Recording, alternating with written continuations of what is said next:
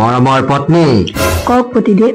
মই এতিয়া ফিল্ডত যাওঁ এক্সাৰচাইজৰ পৰা আহি কিন্তু টাইমত মেংগো জুইচ খাব লাগিব আৰু যদি টাইমত নাপাওঁ হা তেতিয়া কি হ'ব পতিদেৱ?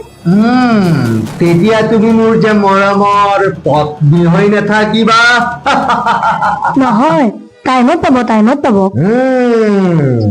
গুড গুড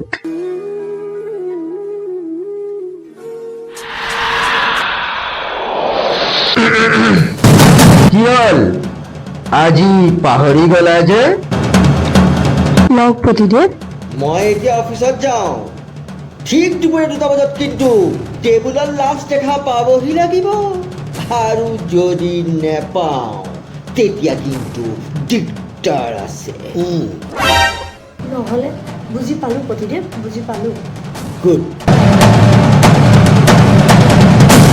ঠিক সন্ধিয়া 6 বজাৰ আগত হাতত গৰম চাহ পাব লাগিব আৰু যদি কিবা কাৰণত অলপমানো চাহ ঠাণ্ডা পাওঁ তেতিয়া কিন্তু মই গৰম হৈ যাম বুজিলা নহয়? আৰু নকলেও হ'ব বুজিলো পতিদেৱ বুজিলো। শুনা পত্নী কওক পতিদেৱ। অহাকালি ৰাতিপুৱা মোৰ ইম্পৰ্টেণ্ট মিটিং আছে চ' 7 o'clock মৰ্ণিং বাথৰুমত মোৰ বাবে গৰম পানী ৰেডি হৈ যাব লাগিব আৰু সময়ত নহ'লে নহ'লে কি হা নহ'লে কি?